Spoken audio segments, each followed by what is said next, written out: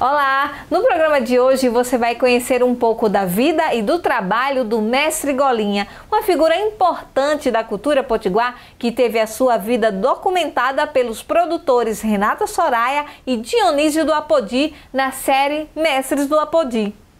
Golinha é o mestre que a gente conheceu mais recente. Assim, a gente já tomava conhecimento dele, da luta dele, do trabalho dele, mas ele foi o que a gente conheceu por último no processo, né?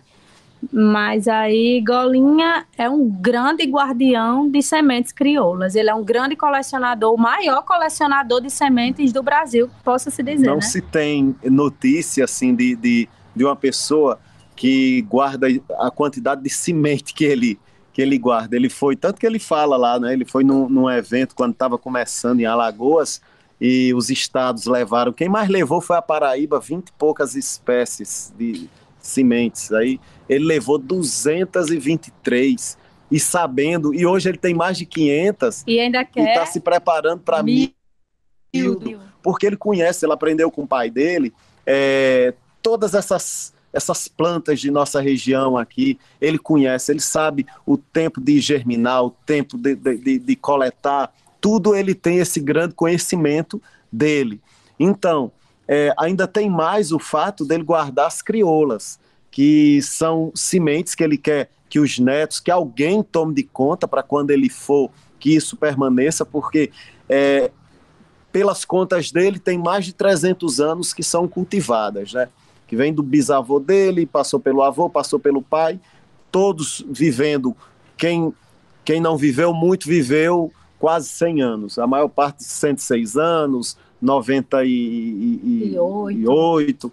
Então ele faz essas contas, mas acha também que essas sementes já vêm lá de trás. E é muito importante ter na Chapada do Apodi, que é o solo mais rico do país, ter um cara como Golinha, que além de tudo isso é poeta, descreve, ele só sabe escrever o nome dele, não sabe escrever outra coisa senão o nome, porque foi uma opção mesmo que o pai dele queria que ele estudasse, mas ele optou pela agricultura, e ele compensa essa falta de estudo no grande saber que ele tem, porque Golinha é uma grande universidade sobre as plantas. Eu acho que a própria universidade precisa, as universidades precisam enxergá-lo de uma forma muito especial, porque é uma pessoa muito especial, de um saber imenso, que dificilmente a gente vai encontrar outro assim, com tanto conhecimento de causa, com tanta familiaridade. Na comunidade dele, chamam ele de profeta.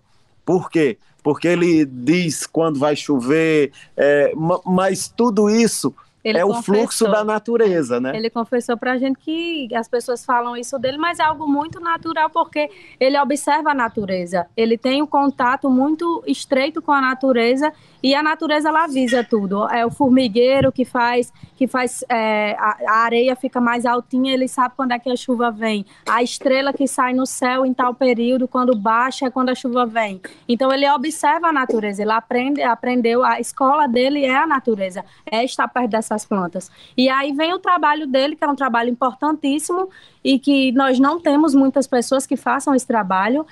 Ele também é uma coisa muito solitária, uma luta muito solitária, que é no mundo de transgênicos, de modificações genéticas, ter uma pessoa que guarde sementes sementes crioulas. E acho que a importância dele maior é essa, né? E ele está no meio assim de projetos lá, que ele confessa que talvez daqui a algum tempo, se permanecer desse jeito, essas grandes empresas furando o chão da Chapada em busca de água, porque os poços mais profundos danificam os mais rasos dos pequenos agricultores. Então essas grandes empresas estão lá instaladas na Chapada do Apodi, cavando poços, extraindo, trazendo água de lá. Daqui a pouco, de repente, eles não vão ter, esses agricultores, como plantar, porque talvez acabe água, essa coisa toda, que hoje a Apodi é conhecida como a terra da água mineral, né? A água de lá é mineral. Lá o apodiense fala que tenho o prazer de dizer que jumento toma banho com água mineral, não sei o quê, mas tudo isso não se tem um plano, e esses mestres estão falando isso, Chico Augusto falou isso, Dodora falou isso, e Golinha está falando isso, que precisa-se de um plano para utilizar essa água racionalmente. Então isso tudo está dentro das questões que ele traz, da maneira dele viver, do que ele precisa para viver e do que ele está apontando que é necessário fazer.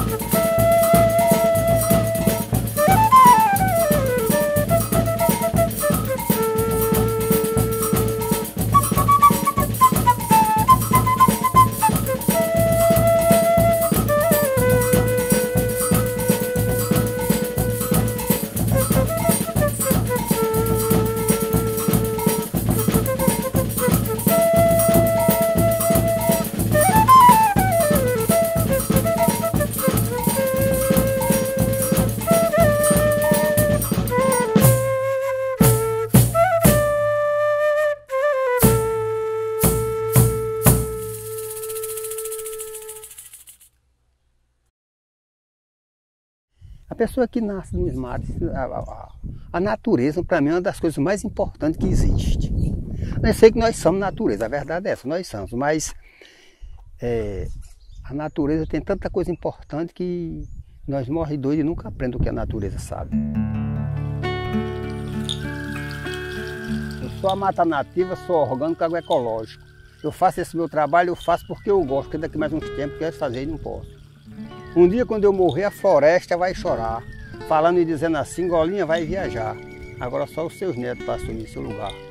Convivo com a floresta, toda hora e todo dia. Sempre eu converso com as aves ao amanhecer do dia, e outra hora que eu converso é ali a Ave Maria. Elas me contam um segredo que eu não revelo a ninguém. Eu posso viver 100 anos, ou mesmo até mais de 100, porque elas me repassam se eu contar não me faz bem.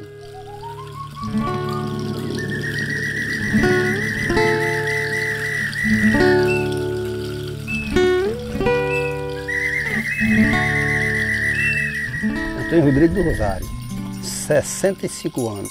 Eu tenho 3 filhos e 2 netos. Meu pai se chama João Alcides da Costa. E a minha mãe, Francisca Rita do Rosário. Nasci no dia 22 de janeiro de 56. Nessa casinha aí.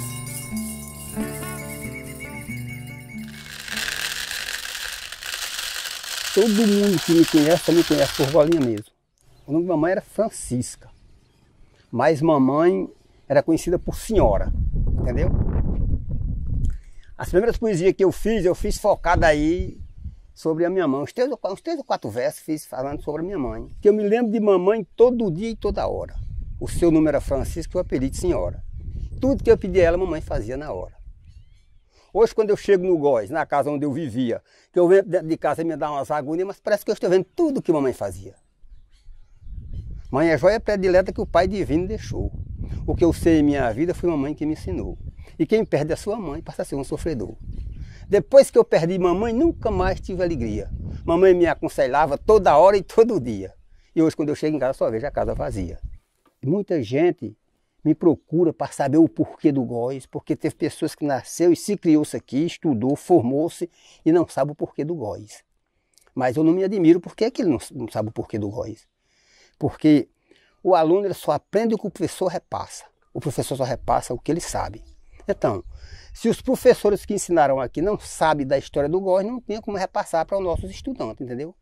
Aí essas pessoas hoje mesmo, tem uns professores aqui que eles já me disse que na hora que eu escrever o livro da história, vai pegar um livro e vai levar para a sala de aula, para ser sempre repassar para os alunos, porque seria de muita importância. Todas essas histórias aí, uma parte eu vivenciei na minha infância. E a outra parte, papai sempre me falava, mamãe sempre me falava o que era que acontecia aqui antes. E eu sempre, aquilo que eles me contavam está na memória ainda. Ainda não esqueci nada, tudo está guardado. O Sítio do Góis era uma comunidade que não tinha nada, né? Hoje nós já temos, para mim uma das coisas mais importantes que nós temos hoje é que nós temos energia, temos água boa, posto de saúde que hoje temos aí para atender as pessoas no lugar, entendeu? Isso é muito importante também. Em muitos cantos você fala Sítio do Góis, fala na Paixão de Cristo, faz um torneio inteiro, faz muitas coisas. Então, hoje uma das maiores dificuldades é a estrada. Se chover, nós não temos estrada para nossos estudantes saírem daqui para a cidade. A verdade é essa. Nós precisamos muito de uma estrada na nossa comunidade, muito. Até porque eu não sei o porquê que uma comunidade que nem a nossa, que é da onde sai toda a riqueza de Apodi, sai daqui. A fonte de petróleo sai daqui da nossa chapada, sai daqui da nossa região. E o sítio, pelo que entra daqui em Apodi, o Sítio do Góis, era para ser um tapete daqui para lá no asfalto, pelo royalties da Petrobras. Porque a fonte de renda vai daqui do nosso. E eu vejo, o mais esquecido é o nosso. O pessoal daqui da nossa comunidade, toda época de campanha, ou em A ou em B, sai daqui em peso para votar. Mas não somos reconhecidos, nós não somos retribuídos nessa parte, não.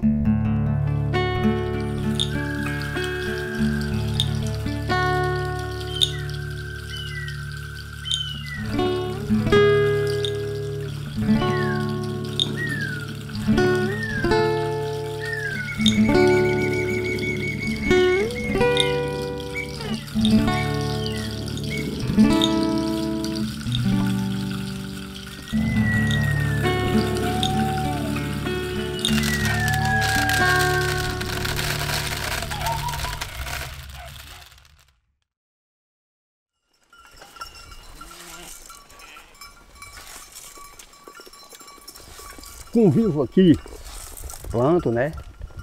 Tenho a minha renda da agricultura, crio uns bichinhos de criação. Hoje já sou aposentado. Eu com idade de 11 anos comecei a trabalhar mais papai na agricultura.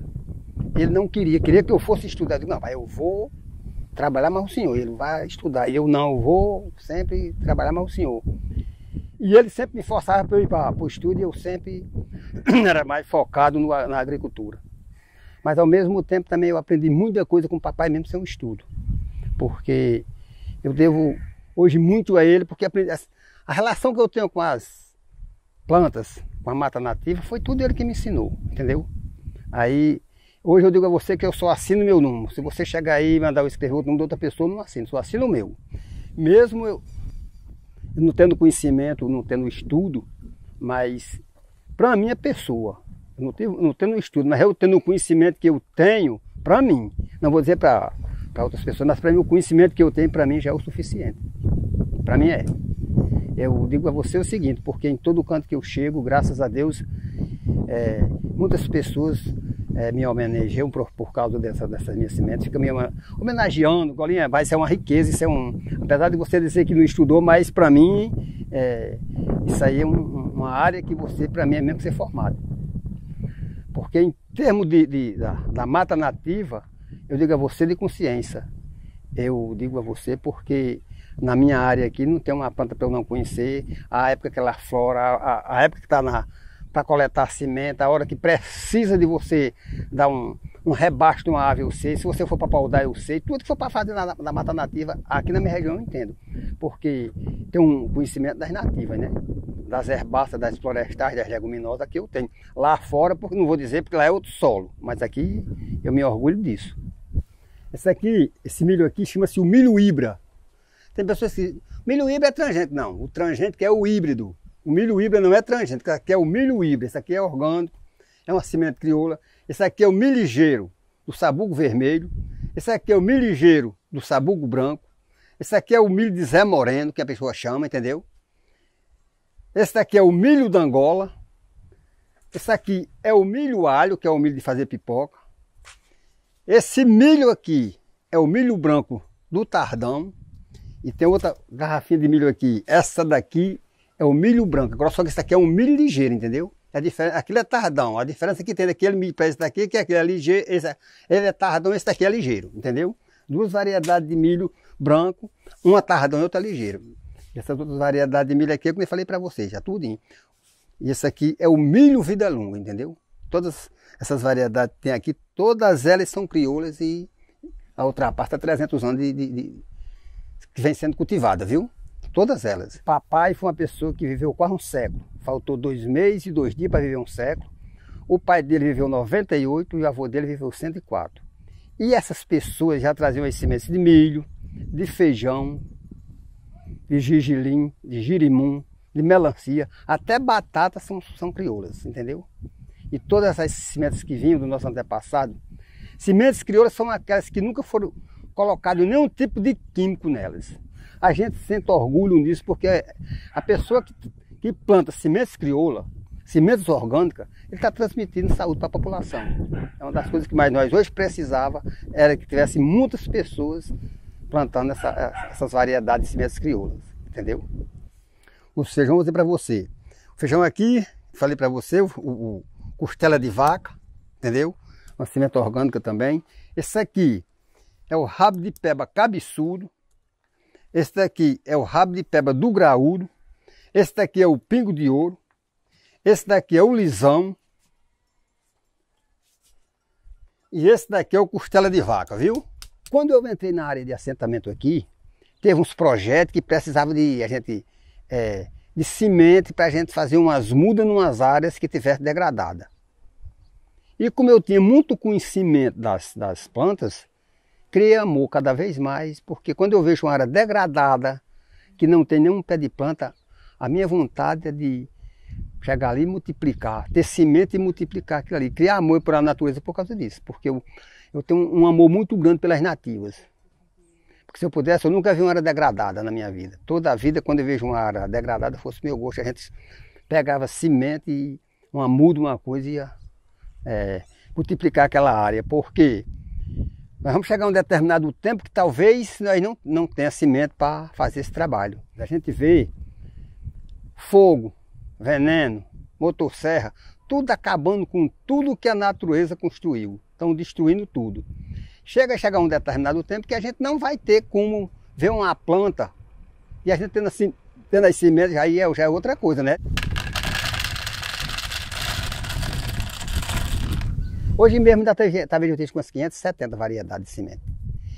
E eu quero chegar às 1000 variedades ou às 2000. Se o inverno for bom, que eu possa coletar muitas sementes daquelas plantas que, digamos, nesses anos de estiagem, elas não tinham como florar, e agora já estão florando, eu vou ter como recuperar essas sementes. Então, acho que dá para eu chegar às 1000, às 2000. Enquanto eu puder coletar semente, eu coleto. Eu não conhecia nem colecionador de semente. Eu passei a fazer uns encontros por aí, mas as pessoas, o pessoal me levavam para fazer esses eventos, aí eu comecei a conhecer muitas pessoas também que tinham semente, mas poucas variedades.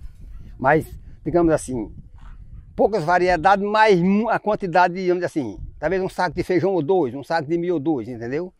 Eu participei de um evento em Alagoas e ele perguntou, você trouxe quantas variedades? Eu trouxe 223, na época eu tinha essas 223 variedades, tinha começado. Aí ele disse, então peraí, você vai sentar aqui e você vai me dizer aqui todas essas variedades de semente que você tem aqui, o nome delas, de que, e perguntou, e disse, você sabe qual é a época de coletar essas sementes? Sei. Sabe qual é a época que ela flora? Sei. Sabe como é que você vai armazenar para não perder as suas sementes? Sei. Aí pronto, lá vai aquela festa, aí ele disse, vou dizer a vocês o porquê que o Rio Grande do Norte ficou em primeiro lugar. O rapaz que veio, trouxe 223 variedades de semente, e a gente sentou com ele e perguntou a ele as sementes, o tempo daquela... Perdeu o poder de germinação, qual era o tempo de coletar, e ele não se perdeu em nenhuma pergunta, então eu acho que o primeiro lugar ficou para ele por causa disso. E ele falou para a gente que não tem estudo, mas para mim ele tem um estudo muito grande, porque o camarada saber 223 variedades de semente, a gente perguntar a ele todas elas, ele saber o número, a época de coletar, a época de perder o poder de germinação, ele respondeu, eu acho que é mesmo porque ele tem estudado. É por isso que ele ganhou o primeiro lugar. O melhor solo que tem no Brasil, se eu digo a você, porque eu vi um pessoal da Venezuela e ele fez uma pesquisa aqui, que o melhor solo que encontrou foi o da Chapada de Apodi. Tanto é rico em solo como em água, entendeu? Ele disse, tanto é rico em solo como em água. E hoje eu vejo, entrou aqui esses projetos Quando eles saírem daqui, o nosso solo não presta mais para nada. A nossa água também se acaba, porque da maneira que eles trabalham, acaba com tudo. Vai prejudicar muito a nossa chapada. Eu já disse a muitas pessoas, eu acho que a gente talvez, com o decorrer do tempo, talvez deixe até de produzir orgânico. Por quê? De um lado, um projeto, do outro lado, outro projeto. A gente fica num beco sem saída, entendeu? Mas mesmo assim eu não desisto da luta, não. Esses perímetros irrigados só traz preocupação. Muitos tipos de doença contaminando a nação, esses são os resultados de perímetro de irrigação. Só trabalham com veneno, só vivem preocupados, uns doentes e outros malucos e outros desenganados, e quem trabalha com veneno são esses os resultados. Quem trabalha com veneno tem que ser examinado, os médicos fazem os exames, mas não dão resultado, o sujeito quase morto e o exame engavetado.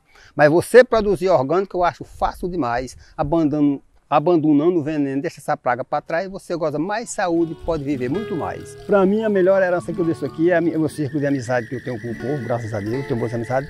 E esse patrimônio aqui, eu queria que quando essa Golinha se foi, o pessoal desse continuidade. Eu tinha muito...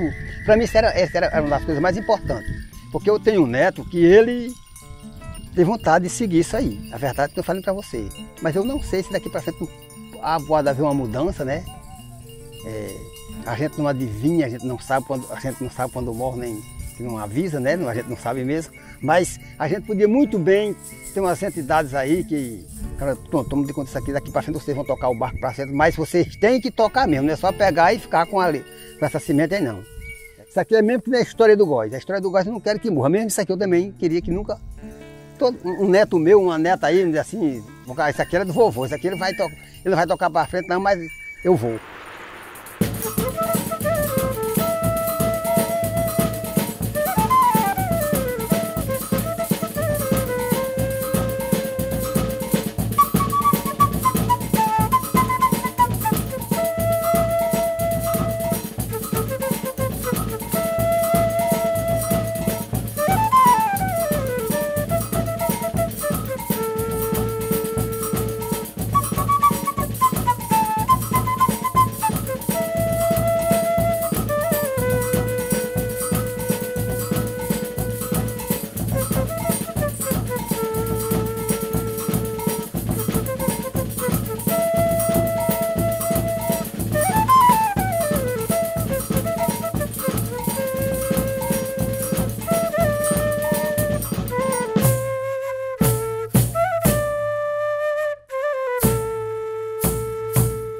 E agora vamos assistir o curta Crispiniano Neto da série Cordelíricas Nordestinas.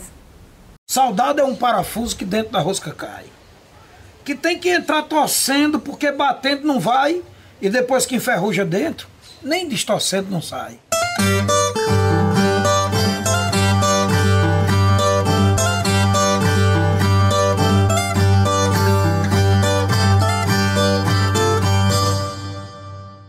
A minha história começa em Santo Antônio, que chamam de Santo Antônio do Salto da Onça.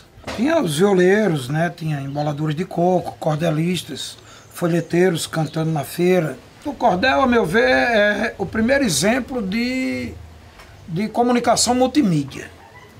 Você tem poesia, música, performance de recitação, que é um tanto quanto de representação dramática, e tem a ilustração, que é a arte plástica, a arte visual, a arte gráfica, né? De modo que você tem várias linguagens numa peça. A literatura de cordel, ela está centrada num tripé, né? Como a sua câmera ali está centrada num tripé. Rima, métrica e oração. Quando eu passo para a viola, eu acrescento mais duas pernas, que são o ritmo e a melodia. Falar um martelo aqui muito conhecido. Já que existe no sul esse conceito, então vamos para a métrica.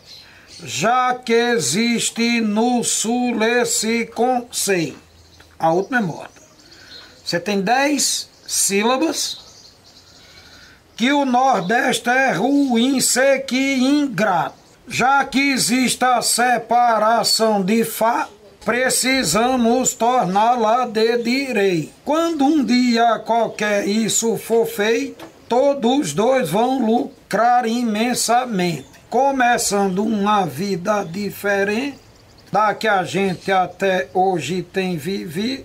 Imagine o Brasil se dividir e o Nordeste ficar independente. Já que existe no Sul esse conceito, é o martelo. Nos 10 de galope da beira do mar, o galope à beira-mar, do martelo galopado,